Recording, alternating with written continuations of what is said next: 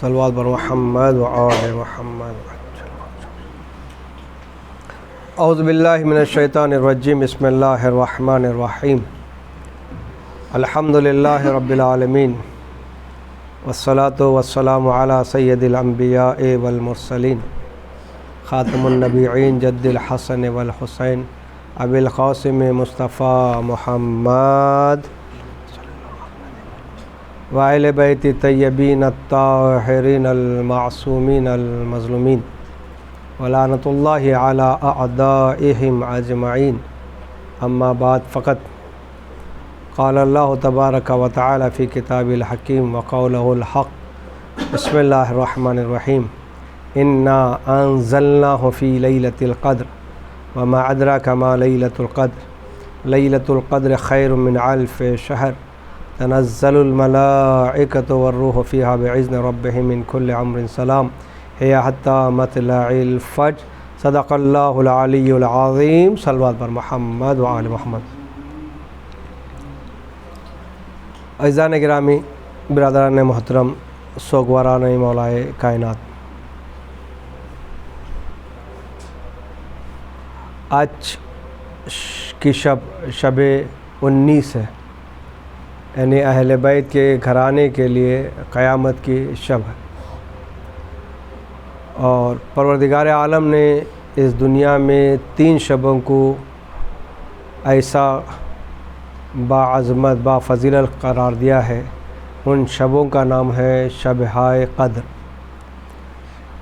روایت میں ملتا ہے کہ شبہائے قدر ایک مخصوص شب نہیں ہے، بلکہ 3 شبوں میں سے ایک شب کو شب قدر کا مقام ملا ہے.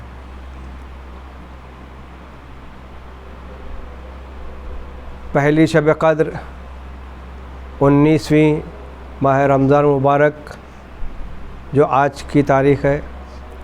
دوسری شب قدر 21 اور تیسری شب قدر 23 رمضان المبارک، شب 23.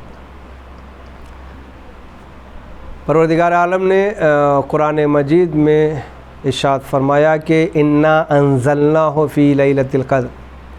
ہم نے قرآن مجید کو لیلۃ القدر میں نازل کیا ہے.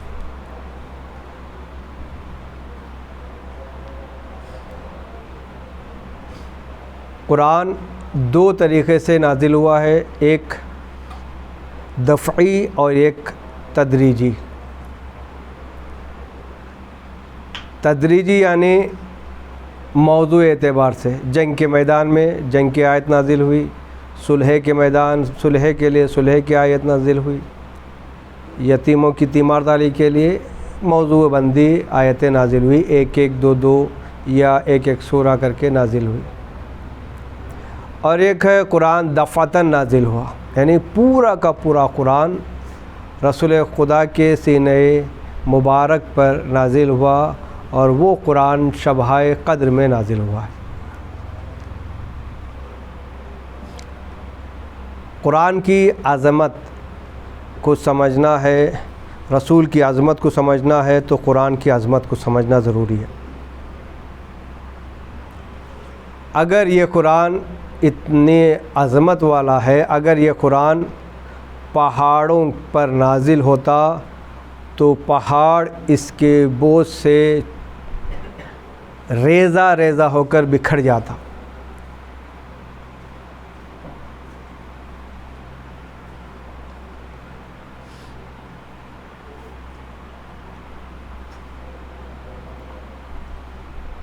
روئی کے برابر آسمان میں بکھیر جاتا پہاڑ. قرآن کے بوجھ کو، قرآن کی عظمت کو پہاڑ جیسا مضبوط چٹان بھی سنبھال نہیں سکتا. تو پروردگار عالم نے اپنے حبیب خاص محمد مصطفیٰ کے سینے پہ نازل کیا. تو آپ سمجھیں کہ رسول کی عظمت کتنی بلند ہوگی.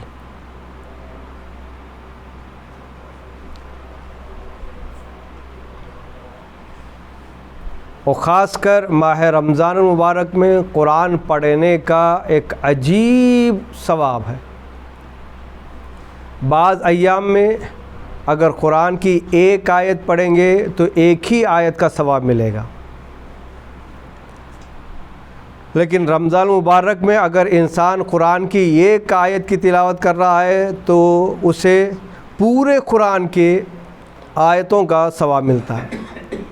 یعنی کتنے آیتیں قرآن میں؟ ٹوٹل 6666 آیتیں ہیں، اور جس نے ماہ رمضان مبارک میں مکمل قرآن کو پڑھا اس نے 6666 قرآن کا ثواب حاصل کر لیا۔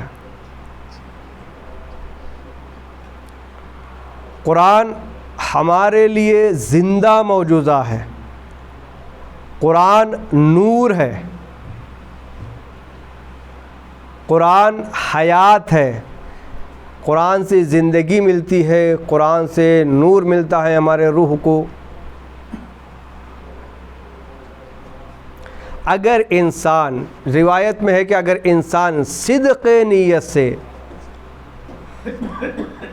مردے کے سامنے کھڑے ہو کر سورہ الحمد کو 7 مرتبہ پڑھ کر اگر اسے پھونک دے تو مردہ زندہ ہو جاتا ہے۔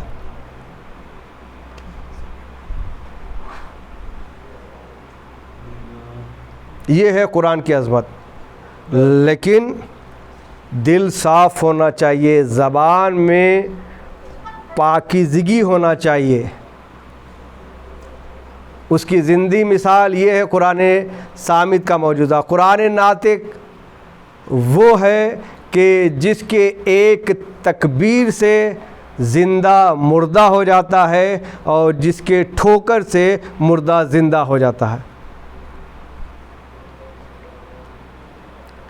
اسی وجہ سے رسول خدا نے کہا کہ العلی مع القرآن والقرآن مع العلی، علی قرآن کے ساتھ ہے اور قرآن علی کے ساتھ ہے۔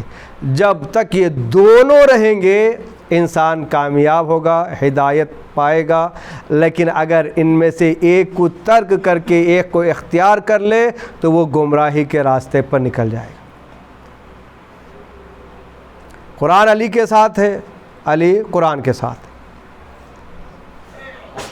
دشمنان علی نے یہ سازش کھیلی اور ایک بڑھیا کے پاس ایک نوجوان، اس کا بیٹا تھا، کچھ پیسوں کی لالچ دے کر اس سے کہا کہ اپنے زندہ بیٹے کو تابوت میں رکھو اور مولا کائنات کے پاس جا کر کہنا کہ میرا بیٹا مر گیا ہے، اس کی نماز جنازہ پڑھ دیں۔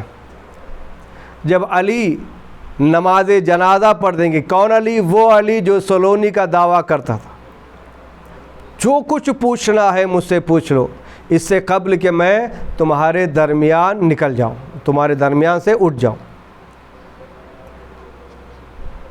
علی کی بے عزتی کرنے کے لیے بڑھیا کو تیار کیا، بڑھیا بھی تیار ہو گئی، اپنے جوان بیٹے کو تابوت میں لٹا کر مولا کائنات کے پاس آئی، اور وہ لوگ جو اسے بہکا رہے تھے وہ بھی ساتھ میں آئے۔ کہا علی اس کا بیٹا مر گیا ہے، آپ اس کی نماز جنازہ پڑھ دیں۔ تو مولا تاریخ میں ملتا ہے کہ مولا کائنات نے اس کی ماں سے، اس کے بیٹے کی ماں سے 3 مرتبہ پوچھا، کیا میں تمہارے بیٹے کی نماز پڑھا دوں، تمہارے بیٹے کی نماز پڑھا دوں، تمہارے بیٹے کی نماز پڑھا دوں؟ تو اس کی ماں نے کہا ہاں یا علی میرا بیٹا مر چکا ہے، آپ نماز پڑھا دیں۔ جیسے ہی زندہ ہے، مولا کائنات کا امتحان لینا چاہ رہے تھے، تابوت میں اس کا لڑکا زندہ ہے، جیسے ہی مولا کائنات نے نماز جنازہ کی نیت کر کے اللہ اکبر کہا، پروردگار عالم نے اس جوان بیٹے کی روح کو قبض کر لیا۔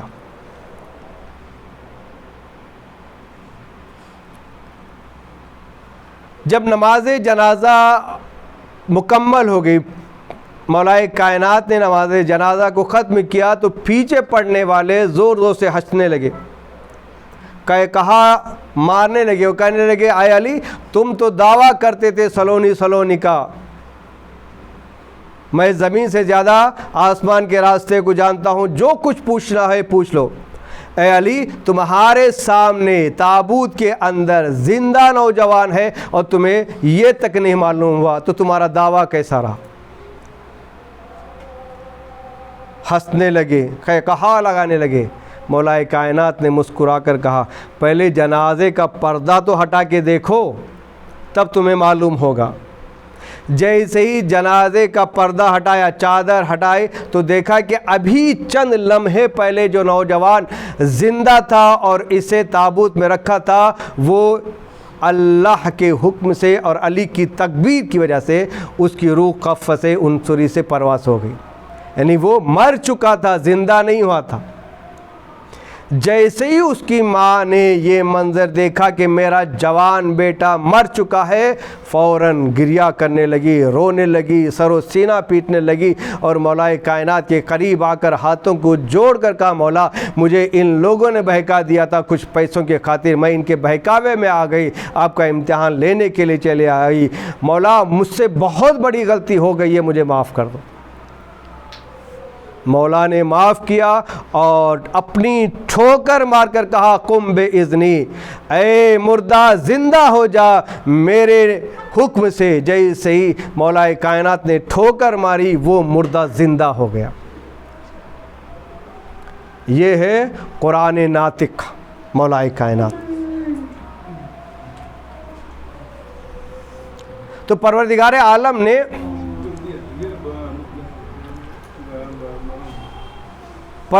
عالم نے قرآن کو مکمل طور پر شب قدر میں نازل کیا۔ اِنَّا أَنزَلْنَاهُ فِي لَيْلَةِ الْقَدْرِ، ہم نے قرآن کو شب قدر میں نازل کیا۔ اِنَّا أَنزَلْنَاهُ فِي لَيْلَةِ الْقَدْرِ وَمَا أَدْرَاكَ مَا لَيْلَةُ الْقَدْرِ، تم کیا جانو لیلۃ القدر کیا ہے، شب قدر کیا ہے، تم درک ہی نہیں کر سکتے، تمہارے سمجھ میں آ ہی نہیں سکتے کہ شب قدر کیا ہے۔ پھر آگے فرما رہے ہیں کہ لیلۃ القدر خیر من الف شہر، شب قدر کیا ہے؟ لیلۃ القدر، شب قدر خیر من الف شہر، 1000 مہینوں سے افضل رات ہے شب قدر کی۔ اگر آپ 1000 مہینے کو ڈیوائڈ کریں 12 مہینوں سے، سال سے، تو کم از کم تقریباً 81 سال لگتے ہیں، یعنی 81 سال کی راتیں ایک طرف ہے اور شب قدر کی راتیں ایک طرف ہے۔ تنزل الملائکۃ والروح، پروردگار عالم ملائکہ کو نازل کرتا ہے اس شب اور روح کو نازل کرتا ہے۔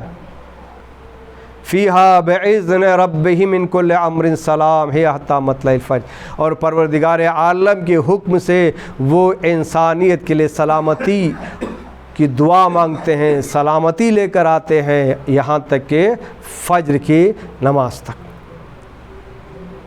یعنی آج کے دن ہماری تمام دعائیں جو اب تک قبول نہیں ہوئی تھی، آج کی شب قبول ہوں گی، لیکن صدق دل سے دعاؤں کو مانگنا ہے۔ پہلے اپنے گناہوں کی مغفرت طلب کریں اور اس کے بعد اپنی دعاؤں کو طلب کریں۔ دعاؤں کے مانگنے کا بھی طریقہ الگ ہے، صرف اپنے لیے نہیں مانگے۔ انسان کو چاہیے کہ سب سے پہلے دعا اپنے پڑوسیوں کے لیے، اپنے دوست احباب کے لیے اور اپنے وطن کے لیے، مسلمانوں کے لیے مانگے۔ جب یہ انسان مانگے گا تو پروردگار عالم اس کی خود بخود اس کی دعائیں کو قبول کرے گا، مانگنے کی ضرورت نہیں پڑے گی۔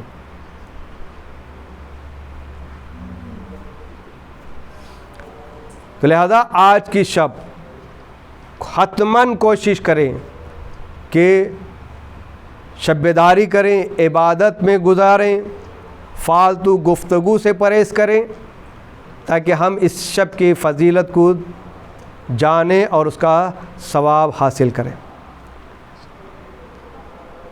تو لہذا انسان کو چاہیے کہ وہ قرآن پر عمل کریں، اپنی زندگی کو قرآن کی طرح گزاریں جس طریقے سے قرآن کہتا ہے۔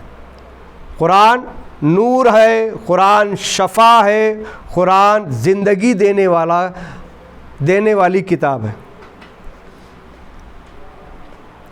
لیکن اکثر و بیشتر ہم لوگوں نے ایک طریقہ استعمال کیا ہے، وہ ہے کہ ہر ایک کے گھر میں قرآن موجود ہے، ایسا کوئی گھر نہیں ہوگا جس میں قرآن نہیں ہے، لیکن قرآن کے اوپر عمل بہت ہی کم ہوتا ہے۔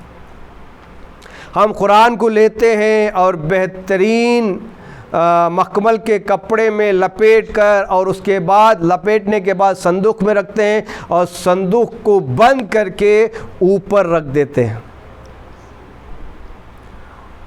قرآن اوپر رکھنے والی کتاب نہیں ہے، بلکہ قرآن پر عمل کر کے انسان کو بلند کرنے کے لیے قرآن مجید آیا۔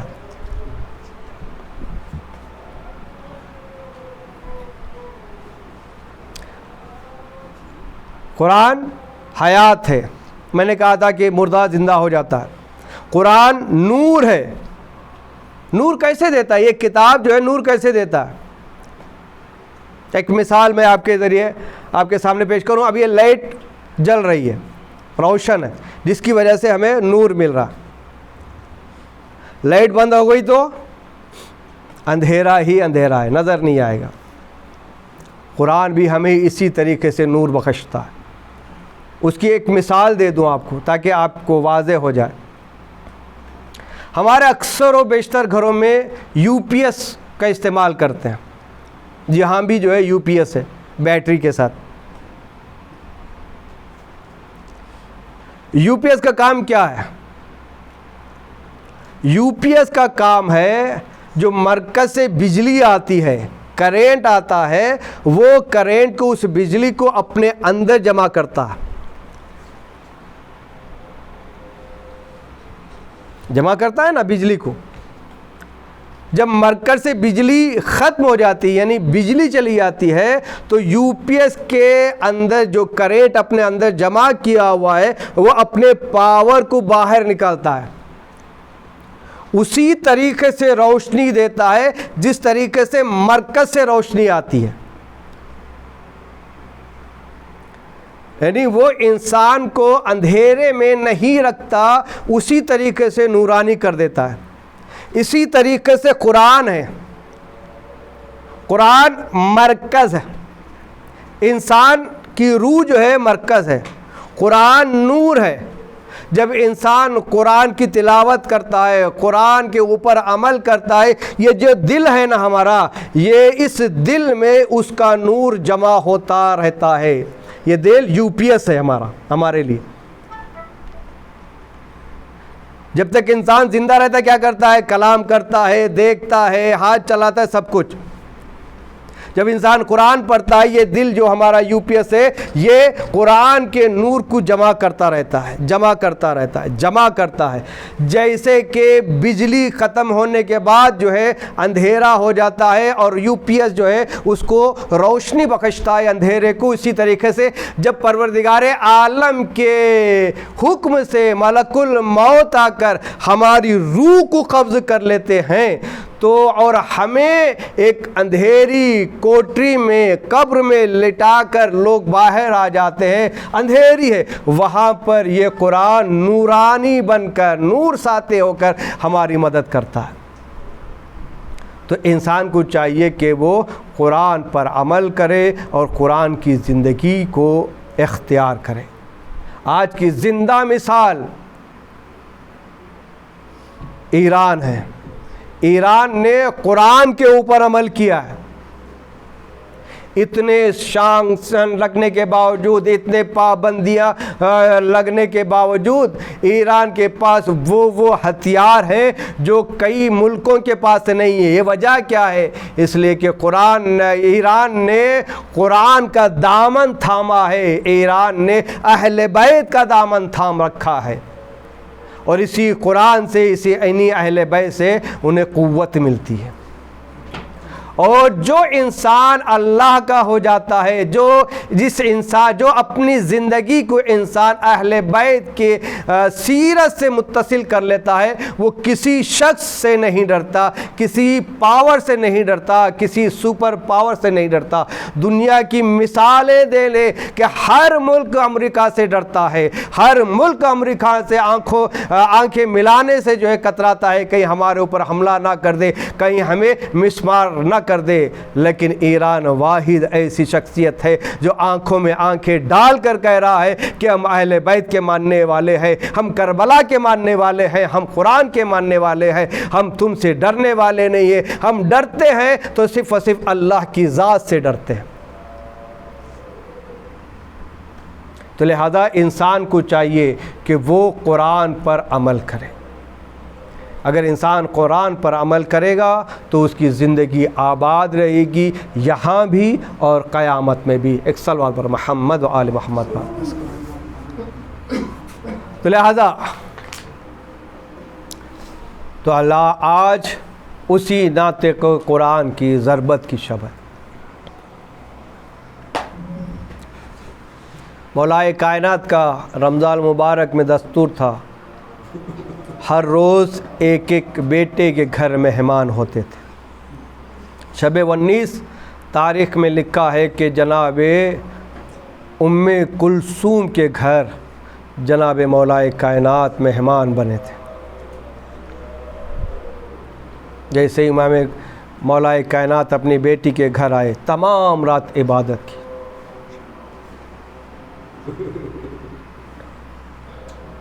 کبھی خود جناب کلثوم فرماتی ہیں کہ میں نے زندگی میں اپنے بابا کو اس حالت میں نہیں دیکھا۔ کبھی پریشان ہوتے تھے، چہرہ زرد ہو جاتا تھا، اور کبھی باہر آ کر صحن پہ آسمان کی جانب رخ کر کے کہتے تھے انا للہ و انا الیہ راجعون۔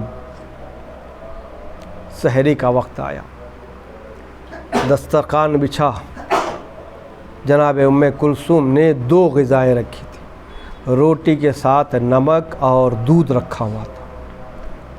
مولا کائنات نے کہا بیٹی کبھی تم نے اپنے باپ کو 2 نعمتوں کے ساتھ کھانا کھاتے ہوئے دیکھا ہے؟ تم ایک کو اٹھا لو۔ اللہ اکبر۔ جناب ام کلثوم نمک کی طرف آگے بڑھی، اپنے ہاتھ کو بڑھایا کہ نمک کا پیالہ اٹھا لے۔ مولا کائنات نے کہا کہ نمک رکھ دو بیٹی، دودھ اٹھا لو، اس لیے کہ دودھ کی بڑی سخت ضرورت پڑے گی۔ جناب ام کلثوم نے دودھ کو اٹھایا۔ اللہ اکبر۔ پھر مولا عبادت میں مشغول ہو گئے، کبھی سجدے کو طول دیتے تھے تو کبھی رکوع کو طول دیتے تھے، کبھی قیام کو طول دیتے تھے۔ نماز صبح کا وقت آیا،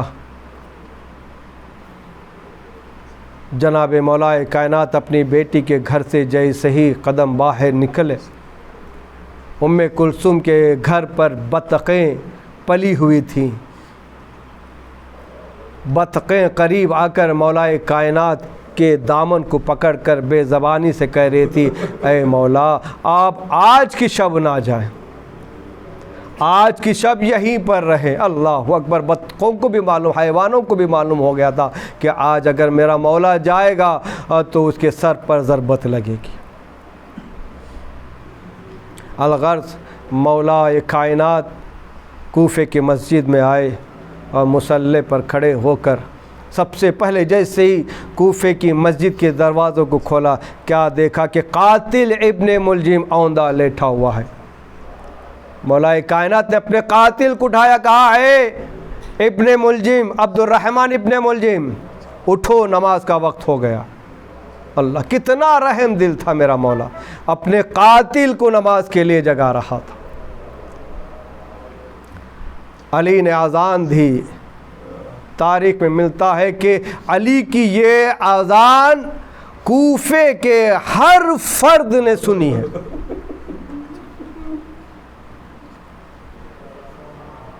علی مصلی پر آئے اور نماز کے لیے تکبیر کہی، اللہ اکبر۔ جیسے ہی پہلے رکعت کے پہلے سجدے کے بعد مولا کائنات نے سر کو سجدے سے اٹھایا، ابن ملجم نے زہر بری تلوار سے امام مظلوم کے سر پر وار کیا۔ اللہ اکبر۔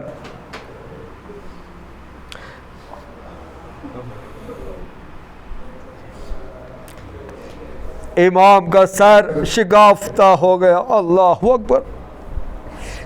کسی نے بیت الشرف میں جا کر کہا مولا کے سر پر ضربت لگی ہے۔ حسن و حسین دوڑے ہوئے آئے۔ اللہ اکبر۔ فوراً مولا کائنات نے امام حسن کو بلایا، کہا اے حسن ان نمازیوں کی نماز کو پورا کر دو۔ اللہ اکبر۔ امام حسن نے نماز پڑھائی اور امام مولا کائنات کو حاصیر میں لپیٹ کر اپنے گھر کی طرف لے جا رہے تھے۔ جیسے ہی گھر کے قریب پہنچے کہ مولا کائنات نے کہا اے حسن میرے ان صحابیوں سے کہہ دو کہ چلے جائے، ایسا نہ ہو کہ میری بیٹی جب یہ میرا منظر دیکھے گی، میری حالت دیکھے گی، اس کی رونے کی آواز میرے صحابیوں کے کانوں تک پہنچ جائے۔ میں ہاتھوں کو جوڑ کر کہوں گا مولا ابھی تو آپ اتنا خیال کر رہے ہیں اپنی بیٹیوں کا کہ آپ کی بیٹی کی آوازیں آپ کے اصحاب کے کانوں تک نہ پہنچے۔ ارے ذرا کربلا کے میدان میں آئے، یہی آپ کی بیٹیاں زینب میں کلثوم درباروں میں بازاروں میں سر ننگے گھمائی جا رہی ہوگی۔ جزاکم اللہ خیرن جزا۔ خدا آپ کو کوئی غم نہ دے سوائے مظلوم کربلا کے۔ اللہ اکبر۔ آپ نے غور کیا جب مولا کائنات کو گھر کے اندر لے گئے اور طبیب کو بلایا گیا، ڈاکٹر کو بلایا گیا، طبیب نے کہا یہ زہر اتنا خطرناک ہے کہ اس کا علاج ناممکن ہے۔ اللہ اکبر۔ لیکن مولا کو آرام کے لیے اور زہر کو بجھانے کے لیے دودھ کی زیادہ ضرورت پڑتی ہے۔ آپ نے سوچا کہ مولا کائنات نے کہا تھا نا اپنی بیٹی ام کلثوم سے اے بیٹی ام کلثوم ارے دودھ کا پیالہ اٹھا لو اس لیے کہ دودھ کی ضرورت پڑے گی۔ جیسے ہی طبیب نے یہ کہا کہ مولا کو دودھ کی زیادہ ضرورت ہے تو باہر کھڑے ہوئے یتیم بچے فوراً دوڑے اور دوڑنے کے بعد اپنے پیالوں میں دودھ لا کر کہا مولا کے لیے یہ دودھ ہے، مولا کو پلا دیجئے۔ اللہ اکبر۔ میں کہوں گا مولا آپ کے سر پر ضربت لگی، زہر پھیلا، لیکن آپ کے چاہنے والے اتنے تھے کہ ابھی دودھ کا لفظ ختم ہی نہیں ہوا تھا، ارے دودھ آنے لگا۔ ارے ذرا کربلا کے میدان میں آئے، آپ کا یہ بیٹا حسین 3 دن کا بھوکا پیاسا کربلا کی تپتی ہوئی زمین پر بے گور و کفن پڑا ہوا ہے، کوئی پوچھنے والا نہیں ہے۔ لعنت اللہ علی قوم الظالمین۔